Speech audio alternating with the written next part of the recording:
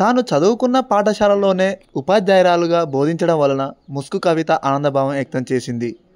ప్రాథమిక విద్య అలాగే ఉన్నత విద్య నోముల పాఠశాలలోనే 1980-81 బ్యాచ్లో 10వ తరగతి పూర్తి చేసింది. తన స్వగ్రామంలోనే ఉపాధ్యాయురాలుగా పనిచేయడం వలన పాఠశాల విద్యార్థులకు, తల్లిదండ్రులకు, గ్రామ ప్రముఖులకు అనుసంధానంగా వ్యవహరిస్తుంది. ప్రభుత్వ పాఠశాలలో మౌలిక సదుపాయాల కల్పనకు తన వంతు కృషి చేస్తున్నానని అన్నారు. కవిత, నేను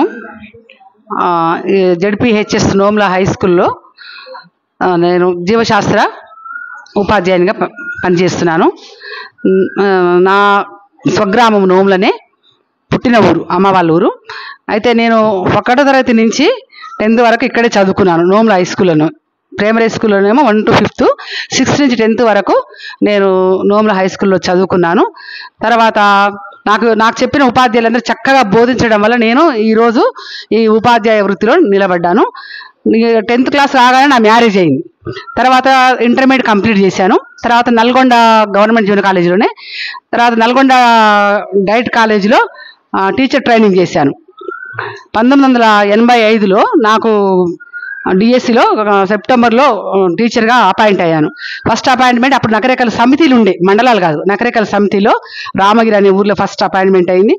అక్కడి నుంచి మళ్ళీ నకరేకల్ జడ్పీహెచ్ఎస్ నకరేకల్లో పనిచేశాను. అక్కడ లాంగ్ స్టాండింగ్ 9 సంవత్సరాలు కావడం వల్ల 2018లో మళ్ళీ నోమ్లా స్కూల్కు, నేను చదువుకున్న స్కూల్కే రావడం జరిగింది. కల్లులో 2009 నుంచి 18 వరకు చేశాను. 2018 నుంచి ప్రస్తుతం 6 సంవత్సరాలు నుంచి నేను ఈ యొక్క జడ్పీహెచ్ఎస్ నోమ్లో బయోసైన్స్ టీచర్గా విధులు నిర్వహిస్తున్నాను. అయితే నాకు చాలా సంతోషంగా ఉంది. నేను పుట్టి పెరిగిన ఊరిలో, నేను చదువుకున్న పాఠశాలలో ఉపాధ్యాయునిగా పనిచేయడం నాకు చాలా సంతోషంగా ఉంది. పిల్లలందరూ కూడా చాలా చక్కగా చెప్పినట్టు వింటారు.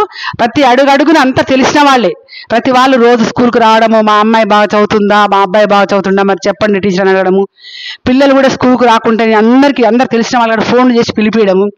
పిల్లలు రాని క్రమంలో కూడా నేను పిల్లల్ని వాళ్ళ పంపడము, లేకపోతే నేను కూడా వెళ్ళి వాళ్ళని ఇంటికి వెళ్ళి మళ్ళీ పిల్లల్ని తీసుకొచ్చి స్కూల్లో కూర్చోబెట్టడము.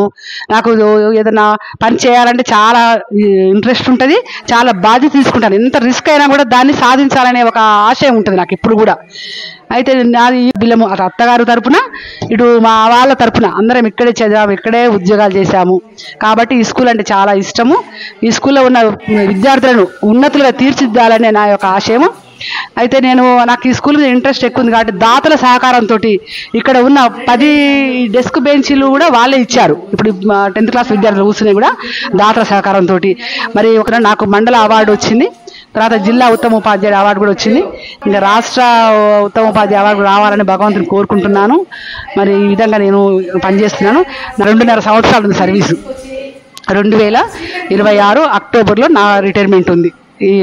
నా ఆశయం ఏంటంటే విద్యార్థులు ఉన్నత స్థాయికి తీసుకుపోవాలి, వాళ్ళని మంచి పౌరులుగా తీర్చిదిద్దాలి. ఇంకొక విశేషం ఏమంటే ఈ స్కూల్ చదువుకున్న వాళ్ళంతా ఈ స్కూల్ ఏర్పడితే ఒక 70 సంవత్సరాలు 80 సంవత్సరాలు అవుతుంది. అప్పటి నుంచి ఈ స్కూల్ చదువుకున్న వాళ్ళంతా పెద్ద పెద్ద హోదాలు, డాక్టర్స్, ఇంజనీర్స్, ఎమ్మెల్యేలు, కలెక్టర్లు, చాలా పెద్ద పెద్ద హోదాలలో ఉన్నారు. మరి ఇప్పటికి కూడా గెట్ టుగెదర్లో ఒక 10 బ్యాచెస్ పెట్టుకుంది. దాంట్లో డిగ్రీ కాలేజీ ప్రిన్సిపాళ్ళు, ఇంకా తర్వాత ఉన్నతమైన ఇంజనీర్లు వాళ్ళంతా వచ్చి కూడా పెట్టుకొని స్కూల్లో మీరు ఏదైనా పెద్ద కార్యక్రమం చేస్తే మేము లక్షల్లో కూడా మీకు మరి సహకారం అందిస్తామని చెప్పారు.